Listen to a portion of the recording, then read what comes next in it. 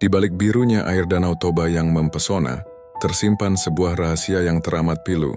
Bukan keindahan alam yang menciptakan danau ini, melainkan air mata dan kehancuran sebuah janji suci.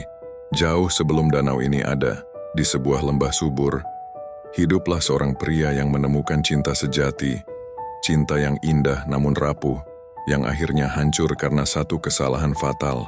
Inilah kisah cinta tragis yang melahirkan Danau Toba. Sebuah monumen abadi bagi sebuah pengkhianatan dan penyesalan yang tak terperikan. Di lembah subur yang dikelilingi oleh punggungan bukit berlumut hijau itu, hiduplah seorang pemuda yatim piatu bernama Toba. Lembah ini begitu damai, dialiri oleh sungai yang jernih dan berliku, menjadi urat nadi kehidupan bagi setiap makhluk yang menghuninya. Toba adalah seorang petani yang tangguh, tangannya kasar dan kuat karena setiap hari menggenggam cangkul dan bajak. Ia mencintai tanahnya, menghormati setiap tetes embun yang membasahi daun, dan memahami bahasa angin yang berbisik di antara pepohonan. Namun di balik ketangguhan fisiknya, ada sebuah lubang menganga di dalam hatinya. Malam-malamnya dihabiskan di dalam gubuk bambu yang sepi, hanya ditemani nyala api unggun dan bayangannya sendiri yang menari di dinding. Ia seringkali memandangi langit malam yang bertabur bintang, merenungi nasibnya yang sebatang kara, berharap ada seseorang yang dapat mengisi kekosongan hatinya. Keinginan itu adalah satu-satunya doa yang selalu ia panjatkan sebelum terlelap. Suatu sore yang cerah ketika matahari mulai condong ke barat dan memancarkan cahaya keemasan yang menawan, Toba memutuskan untuk mencoba peruntungannya di sungai. Ia duduk di atas batu besar yang permukaannya halus karena kikisan air selama ribuan tahun. Ia melempar pancingnya ke dalam air yang jernih, berharap bisa mendapatkan lauk untuk makan malamnya. Sudah berjam-jam ia menunggu, namun tidak ada satupun ikan yang menyambar umpan. Hati Toba mulai merasa putus asa. Ia hendak menarik pancingnya ketika tiba-tiba ia merasakan tarikan yang begitu kuat, hampir saja menjatuhkannya ke dalam air. Kekuatan dari ujung pancing itu luar biasa. Toba harus mengerahkan seluruh tenaganya, melawan arus sungai yang deras dan perjuangan yang tak terlihat. Otot-ototnya menegang, tangannya gemetar dan keringat dingin mulai membasahi dahinya. Tarikan itu seolah memiliki jiwa, menolak untuk menyerah.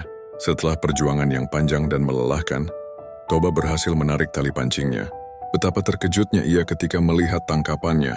Bukan ikan biasa, melainkan seekor ikan mas yang sangat besar dengan sisik-sisik berkilauan, seperti emas cair di bawah sinar matahari senja. Ikan itu begitu anggun, matanya memancarkan kecerdasan yang aneh seolah-olah ia sedang menatap jiwa Toba. Hati Toba dipenuhi rasa takjub dan kagum. Ia membawa ikan mas itu pulang dengan penuh sukacita, merasa seolah ia telah menangkap sebuah keajaiban yang akan mengubah hidupnya. Dengan penuh kehati-hatian, Toba meletakkan ikan itu di dalam bejana air di samping perapian. Ia berencana untuk memasaknya sebagai hidangan istimewa, sebagai hadiah atas semua kerja kerasnya.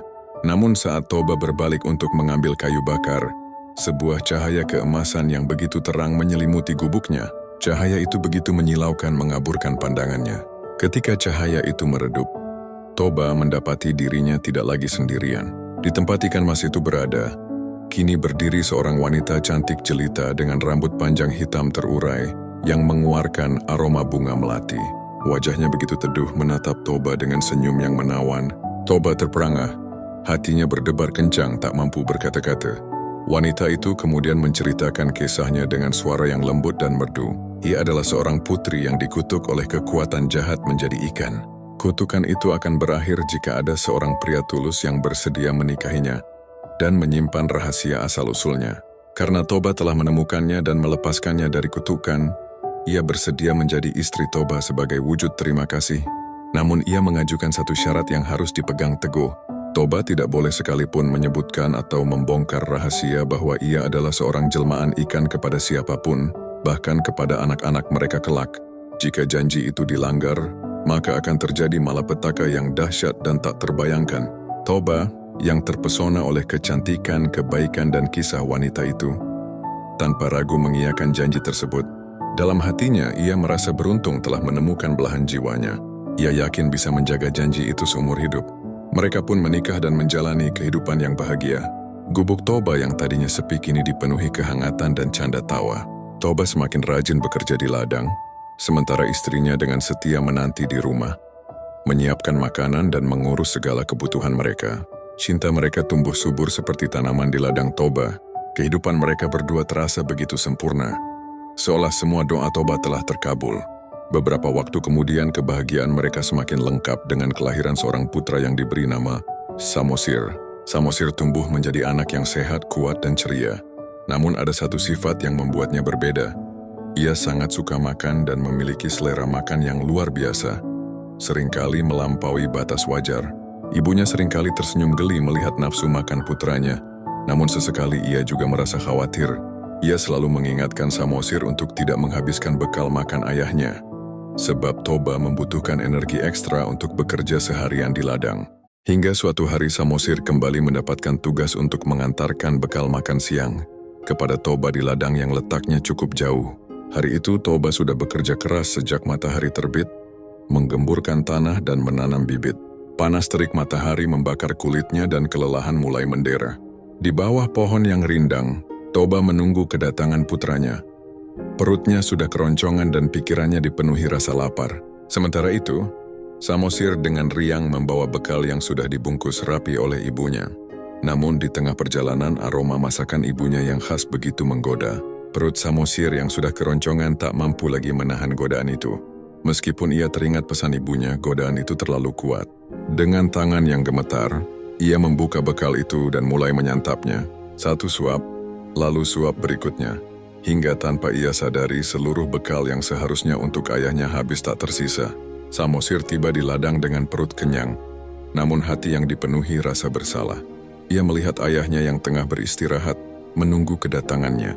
Ketika Toba bertanya di mana bekalnya, Samosir hanya menunduk malu dan dengan suara pelan mengaku telah memakan semuanya. Wajah Toba yang tadinya penuh harap seketika berubah merah padam. Amarahnya memuncak.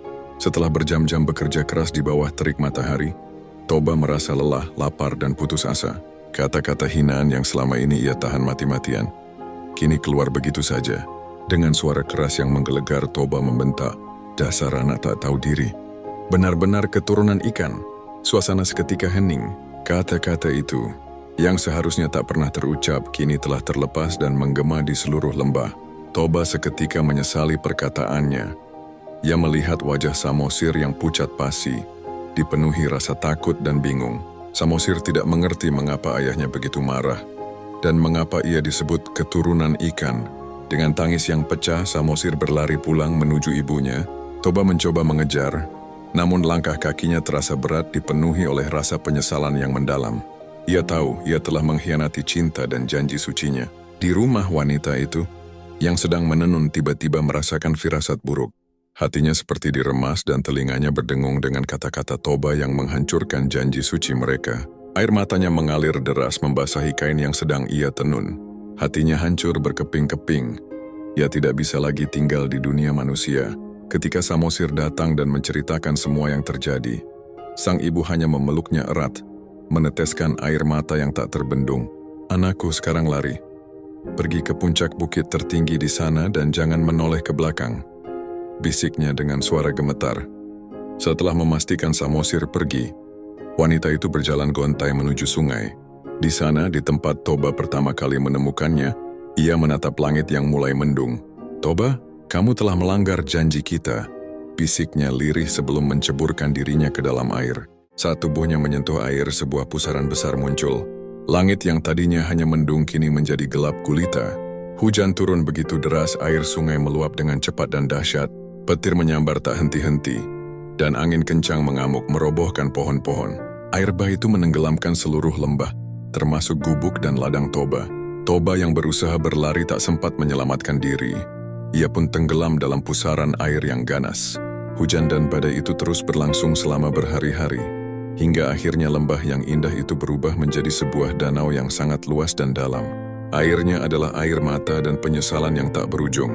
Anak mereka, Samosir, yang berhasil berlindung di puncak bukit, menyaksikan dengan ngeri bagaimana dunia tempatnya tumbuh tenggelam dalam lautan air. Bukit tempat ia berdiri menjadi satu-satunya daratan yang tersisa di tengah danau, yang kemudian dikenal sebagai Pulau Samosir. Hingga saat ini, Danau Toba dengan keindahannya yang memukau namun menyimpan kedukaan mendalam, menjadi saksi bisu akan sebuah kisah cinta yang hancur oleh janji yang diingkari. Kisah Toba dan wanita jelmaan ikan mengajarkan kita bahwa sebuah janji sekecil apapun adalah bentuk kepercayaan yang harus dijaga dengan segenap hati. Kata-kata yang terucap dalam kemarahan dapat menghancurkan segalanya. Danau Toba adalah monumen abadi bagi sebuah cinta yang hilang, dan Pulau Samosir adalah pengingat akan pengorbanan dan penyesalan yang tak terpikirkan. Jika Anda ingin terus mendengarkan kisah-kisah legenda dan mitos menarik lainnya dari berbagai penjuru Nusantara, jangan lupa untuk menekan tombol subscribe dan aktifkan lonceng notifikasinya agar tidak ketinggalan video-video kami berikutnya. Mari kita lestarikan kekayaan budaya dan cerita rakyat Indonesia bersama-sama.